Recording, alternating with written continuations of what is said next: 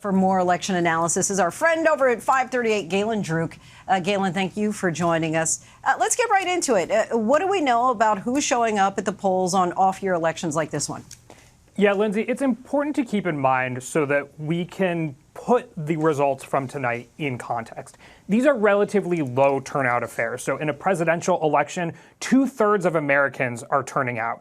In a midterm election, less than half. In an election like tonight, probably fewer than that. I bet there's a lot of folks out there who woke up today not even knowing that today was election day. You know, I voted for city council late this afternoon, and the poll person that I talked to said less than 100 people voted here in New York City. Wow. And so, you know, this is not going to be the best measure of national sentiment, especially of, you know, the broad electorate. The people turning out in elections like today's election are very politically attuned because there's a lot of folks who are worried about, you know, their jobs, their kids, other things, and may not have even known that today was an election. So I think we have to keep that in mind and just think that next year there's just going to be vastly more people, and the lessons that we learned from tonight may not apply to that.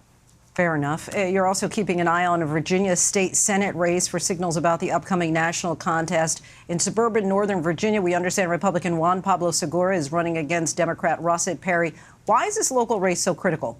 There is a policy reason, and then there's a bit of a nerdier reason. So we heard from Mary Bruce earlier that this is going to decide whether or not Republicans have full control of government in Virginia, and that could change what state laws are, particularly on abortion. Glenn Youngkin, the governor there, Republican governor, has suggested that there could be a restriction on abortion beyond 15 weeks.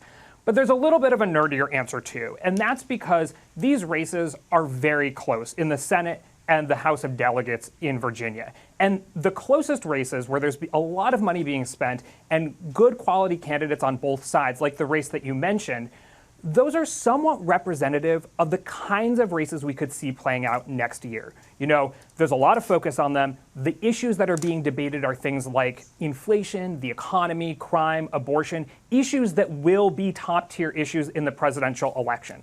So while we can't make too much of what happens tonight, if you do want to get a sense of what the national mood is, I would actually look at those state legislative races in Virginia before I looked at any of the other races out there tonight. Explain to us why you're tracking the loyalty of voters, particularly in the suburbs.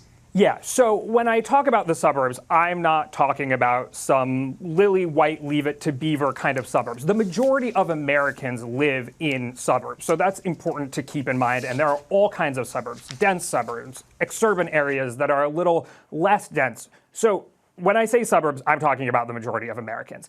What we saw in 2020 is that Biden did not piece back together the Obama coalition, which was really high turnout amongst voters of color and young voters. The places that he did really well were suburban districts with more independent or swingier voters. That's where his strength was. And so I'm watching to see if he can maintain that strength because, by the way, that's also where Republican governor of Virginia, Glenn Youngkin, did really well just 2 years later. So, right, Virginia, Biden won it by 10 points. Then 2 years later, a Republican wins it. So where are those loyalties now in the kinds of suburban districts that are being fought over tonight? That's what I'm interested in. Really appreciate your insight, nerdy and otherwise. Galen Druke from 538. Thank you for your time. Thanks so much for having me.